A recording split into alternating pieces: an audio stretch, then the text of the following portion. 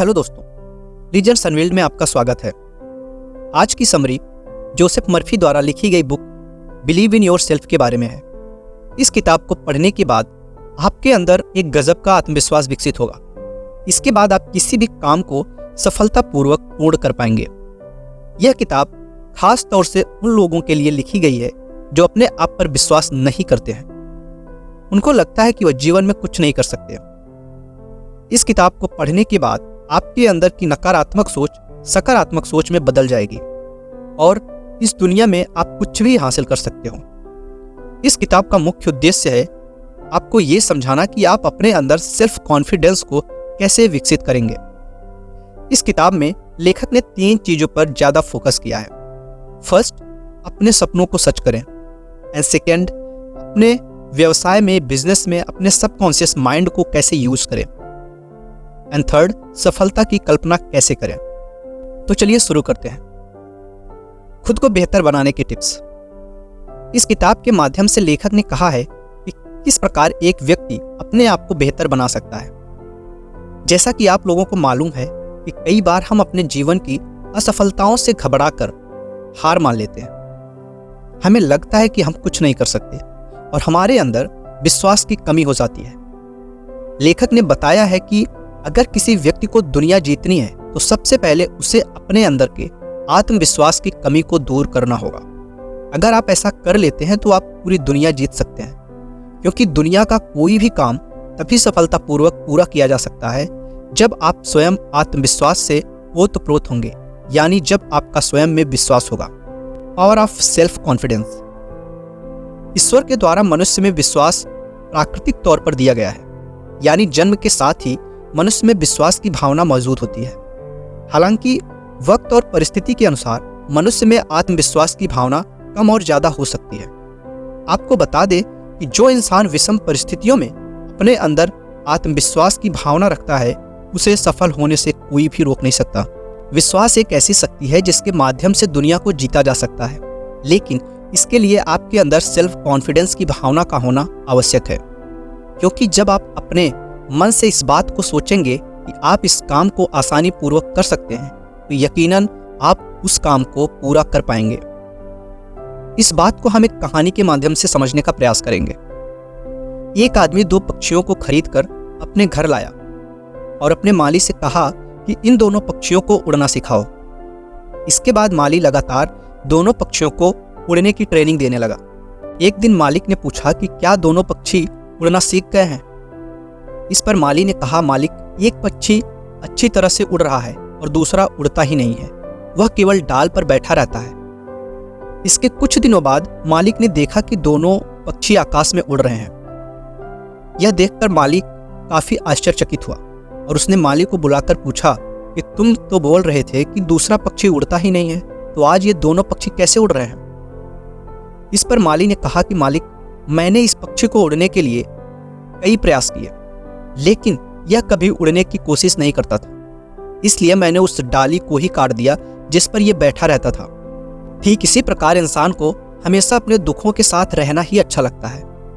वह दुखों से निकलने का प्रयास नहीं करता है और अपने नसीब को दिन रात गाली देता है। जबकि अगर वह अपने अंदर आत्मविश्वास की भावना लाए तो वह अपने दुखों को दूर कर सकता है, क्योंकि विश्वास से बड़ी इस दुनिया में कोई चीज नहीं होती।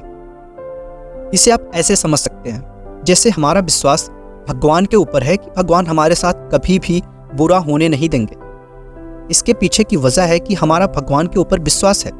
हमारा दिमाग जिस चीज को एक्सेप्ट कर लेता है वह चीज हम निश्चित रूप से प्राप्त कर सकते हैं, क्योंकि जब आपका दिमाग किसी चीज को प्राप्त करने की दिशा में लगातार प्रयास और मेहनत करता है तो आपको वह चीज जरूर मिलेगी।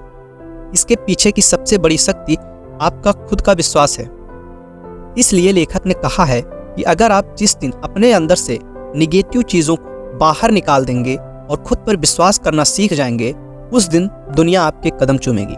Feeling is big weapon human. लेखक ने कहा है कि भावना इंसान की सफलता का मूल मंत्र है। जब कोई भी व्यक्ति विश्वास और भावना दोनों को एक दूसरे से कनेक्ट करता है तो उसे हर काम में सफलता मिलना तय है। उदाहरण के तौर पर, अगर आपने अपने जीवन का कोई भी लक्ष्य बनाया है और उस लक्ष्य के माध्यम से आप मोटिवेट नहीं हो रहे हैं तो इसका मतलब साफ है कि आपके अंदर फीलिंग की कमी है। क्योंकि जब आपके मन में मोटिवेट होने की भावना बहुत ज़्यादा एक्योर्ड होगी, तब आप और भी ज़्यादा परिश्रम और मेहनत से अपने लक्ष्य को पाने के लिए आगे बढ़ेंगे। आप इसे ऐसे समझ सकते हैं कि मान लीजिए आप किसी गरीब के घर के बेटे हैं और आपके माता पिता काफ़ी गरीबी में आपका पालन पोषण कर रहे हैं, तो आपके अंदर अपने माता पिता के कष्ट को देखकर आपका हृदय फीलिंग से भर जाता है और आप दिन रात यही सोचते हैं कि किस प्रकार अपने माता पिता के दुखों को दूर किया जाए। तब आप अपने जीवन का एक लक्ष्य बनाते हैं। लक्ष्य कुछ भी हो सकता है, जैसे डॉक्टर बनना, ऑफिसर बनना, वकील बनना, चार्टर्ड अकाउंटेंट बनना, एक्सेट्रा एक्सेट्रा। जीवन के लक्ष्य तभी बनते हैं जब इंसान के अंदर फीलिंग्स आती है। डिसिप्लिन्ड और कंट्रोल्ड इमेजिनेशन। लेखक ने एक कहानी के माध्यम से बताया है कि एक बार वो अपने किसी दोस्त के यहाँ मिलने के लिए गए जो पहले काफ़ी गरीब था। लेकिन जब लेखक को मालूम चला कि उनका दोस्त एक बहुत बड़ा बिजनेसमैन बन गया है, तो दोस्त से मिलने की चाह और भी ज़्यादा हो गई। दोस्त के घर जाने पर दोस्त ने बताया कि किस प्रकार उसने अपने बिजनेस की शुरुआत एक छोटी सी दुकान के माध्यम से की और इसके बाद लगातार जब भी वह अपनी दुकान पर खाली समय बैठता, अपने मन में सोचता है कि उसकी दुकान की और भी शाखा दूसरे जगह पर उसने खोल दी है और उसका बिजनेस काफ़ी बड़ा हो गया है। वह दिन रात इसी सपने में डूबा रहता था और अपना सपना पूरा करने के लिए नए नए तरीके भी साथ में इन्वेंटेड करता था। इसके बाद उसे बड़ा बिजनेसमैन बनने के आइडिया आने लगे और लगातार इस दिशा में काम करने के बाद इसका रिजल्ट भी काफ़ी अच्छा आया। एक छोटी सी दुकान से वह एक बड़ा बिजनेसमैन बन गया। ध्यान दीजिए, आप सिर्फ सोचकर कुछ नहीं बन सकते। और वह दिन रात दुकान में सपने देखता था, सोचता था, इसका मतलब इसी से नहीं बन गया। उसने सोचा और फिर आइडियाज़ आया और उस आइडियाज़ पे उसने काम किया, तब वह एक बड़ा बिजनेसमैन बना। लेखक ने कहा है कि इंसान को हमेशा बड़े सपने देखने चाहिए, क्योंकि जब आप कोई सपने देखेंगे उसे पूरा करने के लिए जब आप दिन रात मेहनत और परिश्रम करेंगे तो आपको इसका परिणाम अच्छा ही मिलेगा। इसलिए इंसान को अपने जीवन में अपने आप को एक सफल व्यक्ति के रूप में इमेजिन करना चाहिए। Power of belief. Power of belief एक ऐसा शस्त्र है जिसके माध्यम से आप पूरी दुनिया को अपने कदमों में झुका सकते हो। जिस इंसान में विश्वास करने की शक्ति बहुत ज़्यादा होती है, ऐसा इंसान, ऐसा व्यक्ति अपने जीवन में कभी भी नकारात्मक विचारधाराओं से प्रभावित नहीं होता और हमेशा सकारात्मक तरीके से अपने लक्ष्य की प्राप्ति के लिए आगे बढ़ता रहता है।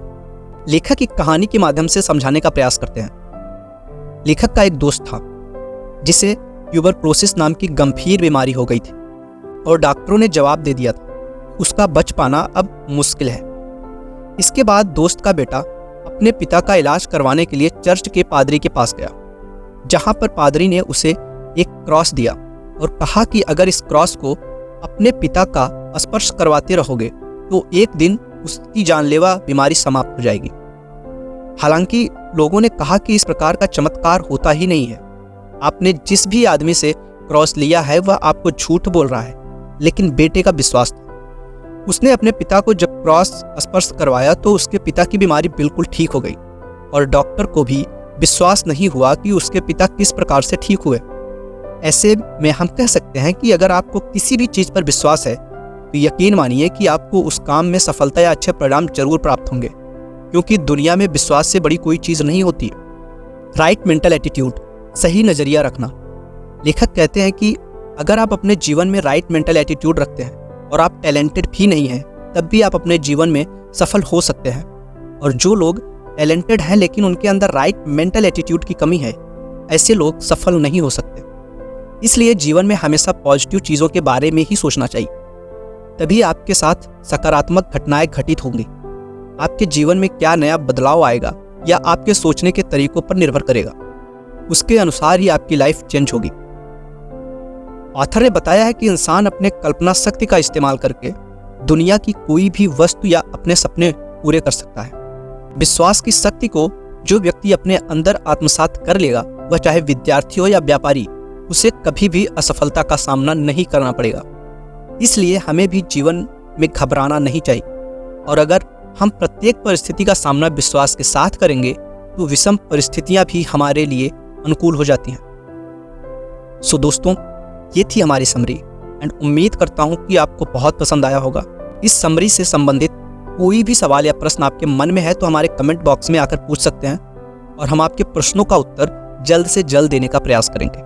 अगर आपको बुक पढ़ना अच्छा लगता है लेकिन आपके पास समय नहीं है तो हमारे इस चैनल को सब्सक्राइब कर लीजिए और बेल आइकन को जरूर प्रेस करें ताकि जब भी कोई भी नई वीडियो अपलोड हो तो उसकी जानकारी आपको नोटिफिकेशन के माध्यम से मिल जाए। सो मिलते हैं नेक्स्ट वीडियो में नेक्स्ट बुक के साथ। तब तक के लिए जय हिंद।